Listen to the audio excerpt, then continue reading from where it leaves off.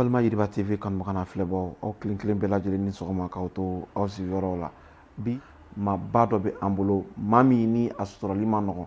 an y'a dɛndɛn k'a bɛlɛn ka taa an tɛgɛ da ale kan a tɔgɔ ye Makan Magasuba nka Makan yɛrɛ ye jɔn ye caman b'a ye réseaux sociaux sanfɛ nka u t'a dɔn a bɛ baara min kɛ ani a jɔyɔrɔ ye mun ye farikolo ɲɛnajɛ kɛrɛnkɛrɛnnenya sennadolanci ale siratigɛ la an n'a bɛna masala fɛn caman kan mun ye sennadolanci ale siratigɛ ka Yiriba foot ale kan n ye o de fɔ aw ye ka taa kunnafoni balamaw kunnafoni lakika nɔfɛ a bɛ sɔrɔ mun ye Yiriba foot ale kelen de kan a ko tɛ bila dakirinda la an b'an ka partenaires fo Société Malienne de Boisson a n'a ka produit boisson extra ka taa se mun ye Eau Source du Mali o Arawan an b'u fo kosɛbɛ u jɔyɔrɔ ka bon an ka nin ko ninnu ɲɛnamayali la donc an bɛ foli bila an ka invité a ka bisimila Makan i ni sɔgɔma. Ça va? Kɔri baasi t'i la? Denbaya ka kɛnɛ. Alors Makan b'i fo i kɛlen ka reçoit billet rectangle vert ale kɛnɛ kan. Alors ɲininkali gale Makan caman bi i ye Magasuba dɔw b'i wele ko Makan mais n'a fɔra ko Makan yɛrɛ k'a fɔ exactement Makan yɛrɛ ye jɔn ye ani a ka baara ye mun ye? Bon, Makan kɔni mɔgɔ caman bɛ dɔn Magasuba la parce que o ye n fa ye Sulemani Magasuba di Magas. Ale a ye ballon tan, je joué à Stade Malien na, a joué à l'équipe nationale là et puis a ye jɔyɔrɔ kɛ Fédération Malienne de Football la san caman donc caman bɛ dɔn la dɔw b'a fɔ ko n kɔrɔkɛ don mais n fa de don ale ye n fa ye. Et donc, ne donna, donc depuis wula n donna ballon tan milieu la puisque n fa tun bɛ ballon tan après o kɔfɛ a kɛra dirigeant ye ka bɔ fédération la ka taa CAF ni FIFA la et donc du coup ballon tan kanu nana ne la ten de donc ala y'a kɛ 2009 n tilalen kalan na n ye stage dɔ sɔrɔ société dɔ la o tɔgɔ ko IFAP Sport o tun ye agence fitinin ye agence de marketing ni droit télé donc n ka mission fɔlɔ kɛra Benin n taara Benin o société in ka bolo kan ka baara kɛ ni Benin fédération ye donc o kɔfɛ ni fédération caman ye baara kɛ Burkina Faso hali Mali nana Mali fana la o agence in ka bolo kan et n tor'o la agence ba dɔ in ta mun tɔgɔ ko Lagardère Sport mun ye leader ye diɲɛ na ballon tan gestion droit gestion na donc olu kelen k'an ta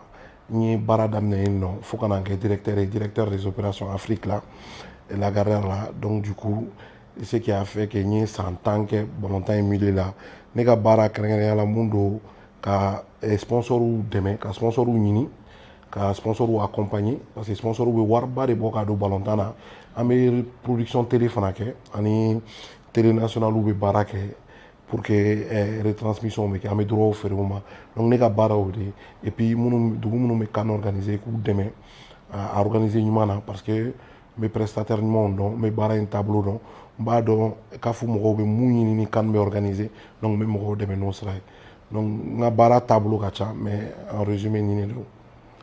Je pense k'a ye faamuyali ko ɲuman sɔrɔ Makan ka nin ɲininkali fɔlɔ in jaabi la baro in tacogo ka ɲi kosɛbɛ. Makan ɲininkali filanan sisan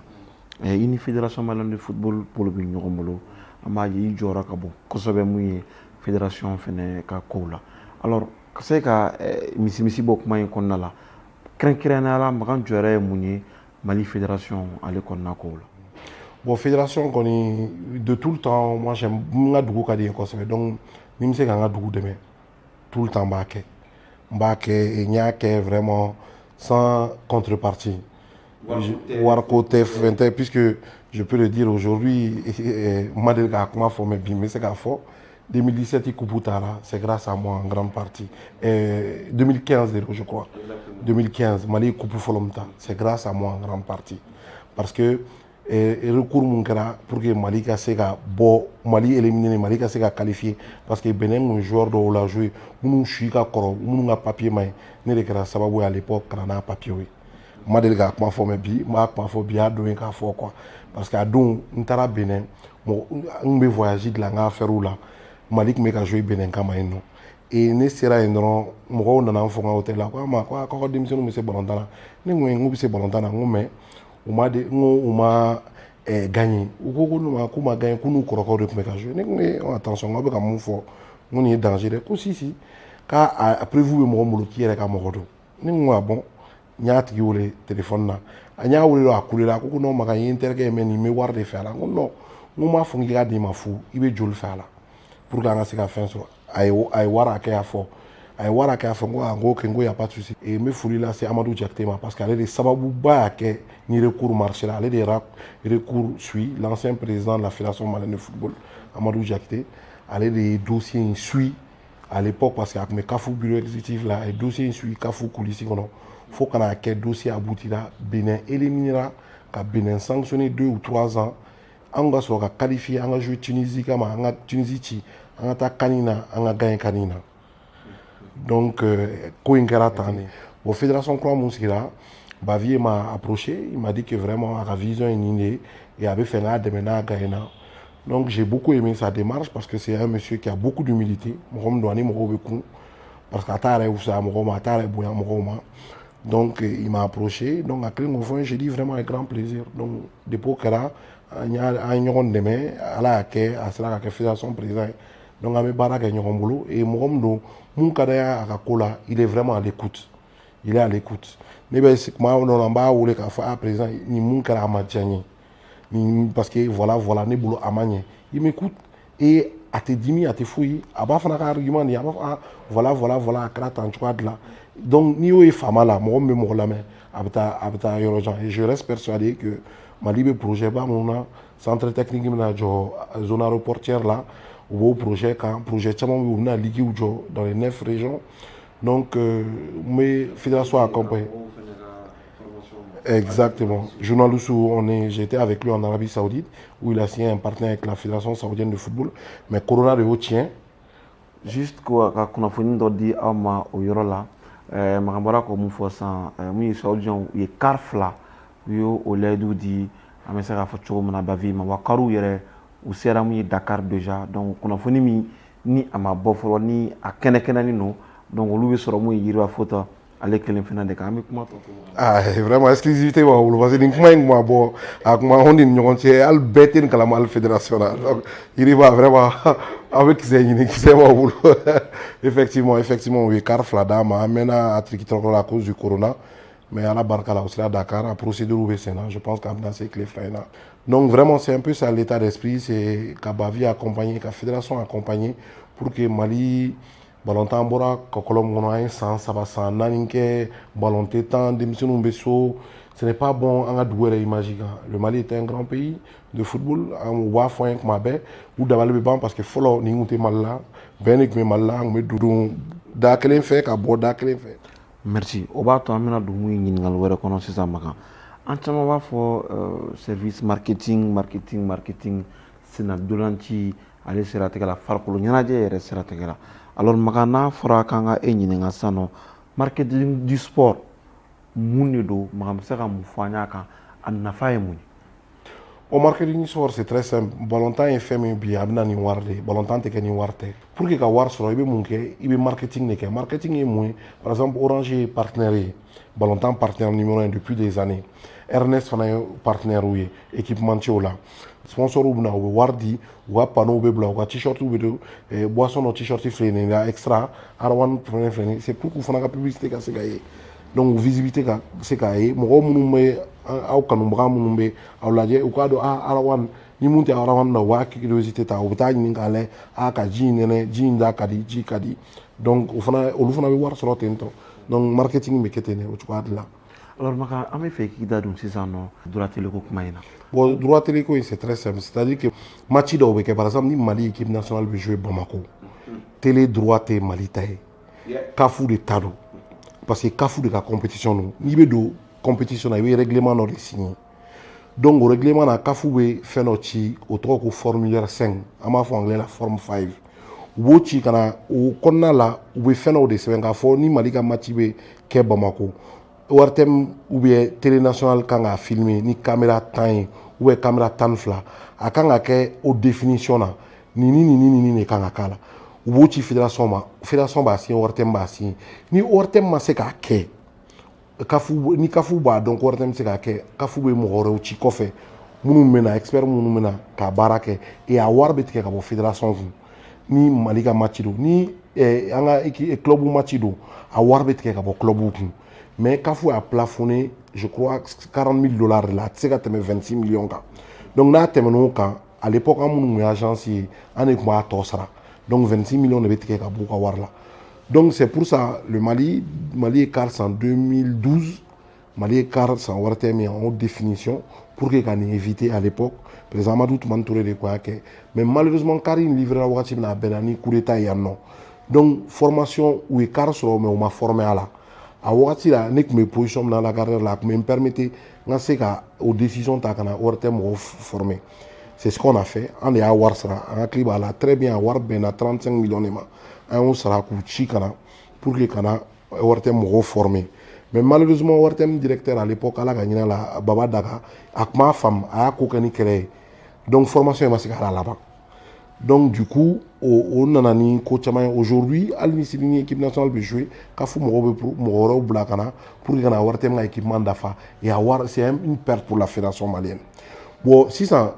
formulaire 5 il y a signé au cours de l'équipe match produit ou bien ni kafou mo chika match produit signal BD ma amemu le ko signal au bedima mais amanga bon Mali kono c'est ce qu'on appelle le signal terrestre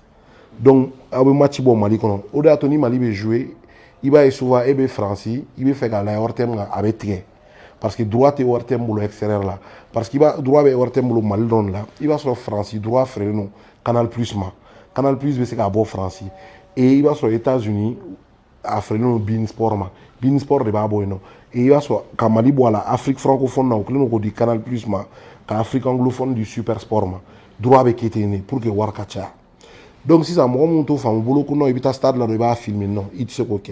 tant qu'il m'a voir dans la kafu il sait ka match filmer ibeta ibiski ibe reporter là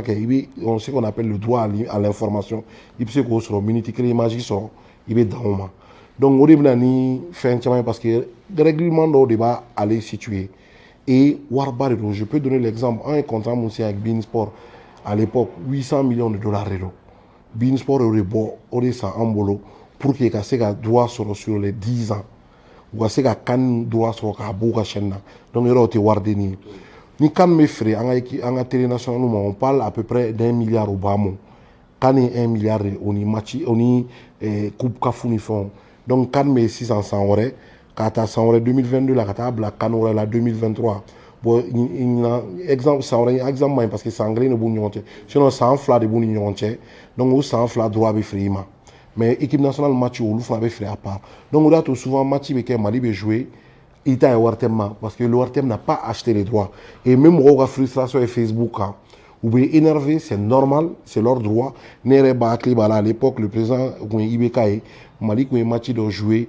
Algérie, match, Mali, la présidente, dimina conseil des ministres là. A koko mais ay du an krefe du do fo ko lubi sika war so ko ka match bo ko on be dese ko ka war sa ko ka match bo à l'époque Mamadou Camara le ministre de la communication a un numéro ni a ngolé ka problème fo en quoi ko vraiment ko problème ko président dimina no ko ko fo war ka so ko ka fence là ni ne be sika pression na mo ko match ndaga no ka don pour que Mali be sika ça effectivement ni pression na mo ko en sera ka dobo war là Mali au match ça match era Éthiopie Mali match et Akli va très bien parce que Bali Idrissa Sissoko est directeur et ça me fait beaucoup rigoler parce qu'à dos match sara tugelam nambora ko foye entre match filmé éthiopien équipe ou tara we grâce sur match de transmission jusqu'à ce que im bedamne ang masika signal ci malima donc akli bala do Bali Idrissa ngole akoko do kwa ki be fait ko nga baratien ko ni match ma bo ko place be so am be so bon place là donc ayen là ne renga technicien ngole nguma ngwa ngono te fe ne ka tang ne ka dunga dula tuni ngaba ojija ni match kana bo ngono ko kon ngo ne bolé malera ngo pression meni match là mais ala ke ni a match là wartem me signal ta kalfa na mantra ore me plateau là wartem me signal ta au moment où hymne national me ngaba signal sur là donc match de transfusion gla chamamba là warko bala mais problème technique ou fana pese ke mumba ke mais souvent ce que moi je reproche à Ngadou la ante programmation les ka faut bon ni na match akem nganga bo kata droit ni ka war négocier pour que étape c'est ka budgétiser donc voilà un peu droit télé be chwa muna oh i damara a global la kodi en fait ça y est championnat malien ligue orange bana ka 600 que la mission chama nana presse kuna fundilaw ñogon famia baliaw do fédération ni jumɛn ka kan bon an minnu ye kunnafonidilaw fɛnɛ an kan ka mun de fana kɛ yaasa baara in bɛ se ka nɔgɔya an bolo parce que an bɛ ka fédération fɛnɛ dɛmɛ u ka baara de la donc fédération fɛnɛ kan ka o yɔrɔ faamu mais an fɛnɛ kan ka devoir dɔ fɛnɛ bɛ anw na envers la fédé o tuma n'olu yɔrɔw fɛnɛ faamuna à travers Yiriba journalistes fɛnɛ k'a dɔn k'a fɔ ko tiɲɛ don nin bɛ yen nka nin fɛnɛ bɛ yen. Non, c'est très simple. C'est-à-dire que je pense que d'où la fédération va approcher quand on a déjeuner de presse d'organiser où les journalistes ou na masala donner justement pour voilà pour que essayer qu'à coach chaman femme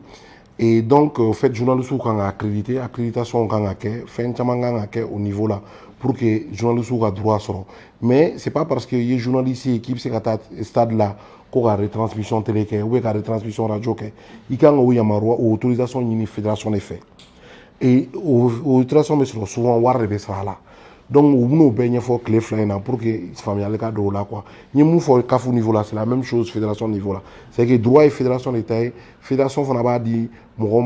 war ça ou mo kada ya ma avec eteni donc mais je pense que don attend on a au masala quoi je pense qu'à famille ko nyuma soro makanka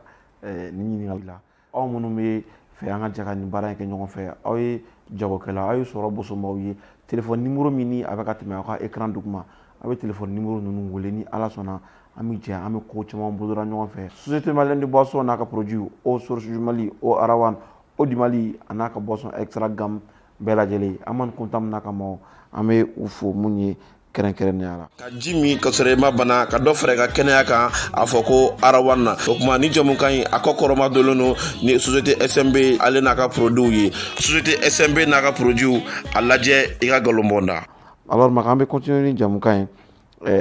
kɛrɛnkɛrɛnnenya la Makan yɛrɛ projet bɛ i bolo ka ɲɛsin i ka jamana in ma wa si projet caman bɛ n bolo donc n bɛ ka baara kɛ projet caman kan don nataw la an bɛna o kumaw fɔ mais ni partenaire dɔw bɛ baara la ballontan milieu la notamment académie kow la an bɛ ka baara k'o la donc an b'o projet développer la an bɛ dugawu kɛ ani sahaba ka bɛn pour que an bɛ se ka o développer janni san ka ban ni ala sɔnna a ma. alors Makan i ye jamana caman yala i ye farafinna yala i ye farajɛla yala kɛrɛnkɛrɛnnenya la an ka sennadolanci yan nɔ n'i y'an ka kɔsa in na sisan an ka 26 mars bɔra ka fermer bɔra k'i da maga so jɔko kuma la infrastructure ko alors danfara jumɛn bɛ an ka Mali dolanci yɔrɔw ani yɔrɔ tɔw cɛ a ko bɛ se ka ɲɛ cogo di ka san sɔrɔ ka tɛmɛ nin bɛɛ lajɛlen kan e yɛrɛ bon ne bolo kɔni ballon bɛ taa ni wari de ne kɔni ye dugu ballon bɛ taa ni wari de dɛ ni wari tɛ yen nɔ a ka gɛlɛn ne de bɛ Gabon ka matchw bɛɛ organiser Europe Gabon bɛ wari min don a ka matchw la n b'a dɔn donc ni Mali ta ye n tɛ Mali ta organiser mais n b'a dɔn Mali bɛ mun di et wari in bɛ bɔ ni gɛlɛya mun ye mɔgɔ minnu b'a organiser tuma dɔ la hali sini i b'a sɔrɔ u ka wari bɛ Mali la ni wari ma sɔrɔ ballontan développer bɛ gɛlɛya et wari in bɛ sɔrɔ cogoya min na État tɛ se ka jɔ a bɛɛ kɔrɔ il faut que sponsors ka sɔrɔ sponsors fana bɛ sɔrɔ cogoya di la il faut que bɛn ka kɛ ni bɛn tɛ yen nɔ sponsors tɛna na don o don kɛlɛ don o don recours don o don tribunal la taga an tɛ se ka avancer n'an t'an ka mun la tant que ballontan ba ma sigi ballon ka temps sponsors ka sɔrɔ pour que mɔgɔw ka sɔrɔ mun b'an dɛmɛ parce que mɔgɔw b'i kɛwale dɔ de la k'i dɛmɛ ni mɔgɔw y'i kɛwale ɲuman na u yɛrɛ bɛ se ka wuli ka na ballontan ka d'an ka mɔgɔ ye commerçants bɛ yan nɔ à l'époque des tostaw et autres là olu ye motow san ka d'u ma burabilenw ka époque la u caman ye hali chewing-gum ni fɛnw sɔrɔ commerçants de b'a san ka d'u ma dɔw yɛrɛ ye du jɔlen sɔrɔ u bɛ terrain san c'est grâce aux commerçants donc pour te dire que ballontan ka di Malien et on est prêt à mettre la main à la poche mais i b'i ka wari di fɛn na i yɛrɛ ɲɛ bɛ fɛn min organiser len don dɔɔni donc ne kɔni bɛ mun ɲini mɔgɔw fɛ an ka bɛn hali bi an ka bɛn kɛlɛmisɛnnin an k'o dabila an ka solution ɲini fédération fana ka baara kɛ ni jɛlenya sira ye j'ai beaucoup apprécié la gestion fonds Covid gestion fédération y'a wari tila dɔrɔmɛ kelen ma to fédération na u y'a fɔ wari mun nana wari hakɛ min nana u ye wari tila cogo min u y'a fɔ u ye dɔɔni dɔɔni di bɛɛ ma journalistes supporters bɛɛ ye dɔɔni dɔɔni sɔrɔ a la pour soutenir cette période difficile là donc c'est des choses à encourager an bɛ Bavier n'a ka jamakulu encourager a la transparence toujours la transparence parce que n'i b'i ka wari di fɛn na et k'i ɲɛ b'a la a baara bɛ ka kɛ ka ɲɛ a bɛ courage don i la i ka wari wɛrɛ di donc o de don. Makan an bɛna terrain kɔnɔ le rectangle vert gazon sanfɛ sisan Mali ale y'a ka billet sɔrɔ k'a minɛ a tɛgɛ la an bɛ taa mun ye Cameroun jamana ale kan coupe du monde fɛnɛ gun kan an bɛ ka baaraw bila u sen kan yaasa an ka taa coupe du monde na ten sa ɔhɔ o ma Makan denmisɛnw minnu bɛ e bolo Jaje Samaseku Amadou Aïdara Doudou ka taa se Boubacar Kiki Kouyatew ma an bɛ se k'a fɔ Mali tun ye équipe min n'a ye denmisɛnninw sɔrɔ sisan a caman bɛ yen kan tɛmɛnen u tun y'u siɲɛ gale ye caman bɛ ka taa filanan kɛnɛ kan sisan alors Makan ka taa kan nɔfɛ an tɛna an dugumaaw la ko an bɛ ka taa coupe de ɲini o baaraw bɛɛ lajɛlen ka se ka fara ɲɔgɔn kan ka sebaaya sɔrɔ a tɛ taa ni organisation tɛ dɛ. Non non, i ka kuma ye tiɲɛ Mali je crois que fɔlɔ individuel de tun b'an bolo tɔgɔw de tun b'an bolo mais équipe tun t'an bolo sisan équipe b'an bolo an ka denmisɛnninw ka ɲi mais i ye mun fɔ tiɲɛ don expérience b'a t'u la halisa contre la Côte d'Ivoire Égypte expérience de a manqué il nous faut aussi je pense attaquant ɲuman kelen ka fara an kan gardien ɲuman kelen fana ka fara an kan attaquant ɲuman kɔni ka k'an bolo kelen attaquant kelen ɲuman ka k'an bolo parce que Di Maria il est un peu en manque de confiance. Bon, je pense qu'on peut faire barre ok, mais n'en sera qu'à attaquer un sur le café, il bilal nous on sait qu'en soulager. Gardien franc, c'est qu'à gardien, n'y en a pas un sur le café, jigi nous on fait c'est qu'à en demain parce que Garnator Nigeria sélectionneur est interqué by à quoi mako moi pour que canta n'y a rien pour que canta qu'est-ce qu'il faut à quoi mako pour que canta il faut un grand gardien et un bon attaquant qu'on devait canta. Ni bulanga objectif kan ka kɛ ka taa kan na ka kan ɲuman kɛ halisa an ka denmisɛnninw ka fara ɲɔgɔn kan parce que an bɛ ka équipe de préparer pour les prochaines générations denmisɛnnin fitininw de don Jaji Samaseku ninnu ni Dudu ninnu ni Kikiw denmisɛnninw don ils ont besoin d'expérience et expérience bɛ sɔrɔ ni ɲɔgɔn cɛ bon je crois que sélection nationale bɛ k'o baara kɛ parce que il a une équipe qui est là il a des cadres qui sont là a bɛ k'o baara kɛ donc hali bi ne kɔni bɛ mun ɲini État fɛ dɔrɔn u ka prévision kɛ u k'a lajɛ u mago bɛ taa se mun ma kan na u ni mɔgɔ minnu bɛna taa u ka visa kow ɲɛnabɔ u ka wari kow jateminɛ u se ye mun ye u tɛ se mun na u ka solution ɲini a bɛɛ la a bɛɛ ka budgétiser a bɛɛ ka bila tirage au sort bɛ ban dɔrɔn u kan ka taa hôtel min fɛnw na u k'olu bɛɛ disposition ta pour que an bɛ se ka taa tranquillement ka taa kan in tan gɛlɛya foyi kana sɔrɔ a la. Makan kuma laban ka foli lase Yira Foot filɛbagaw ma ani kanubaga minnu bɛ yen nɔ. Non n bɛ aw bɛɛ fo ka waleɲuman dɔn n bɛ Yiriba Foot technicien fo parce que n'i y'a ye an kanubagaw bɛna se ka ye mɔgɔw de bɛ kɔfɛ ka taa mobili bolila la ka na bila minnu bɛ câble sama n b'aw bɛɛ fo caméraman ni cadreur et puis Yiriba Foot mɔgɔw n b'aw fo ka waleɲuman dɔn a ye continuer ka Yiriba Foot lajɛ chaîne ɲuman don an bɛɛ ka u dɛmɛ pour que u ka avancer an bɛɛ ka tɔgɔdiya b'a bolo merci. Nin bɛ dan sigi an ka rectangle vert kɛnɛ kan na n y'o de fɔ aw ye aw caman bɛ ne de ye mun ye écran na ka ɲininkali ninnu kɛ maa caman de bɛ ne kɔfɛ ka se ka nin baara in kɛ une très très grosse équipe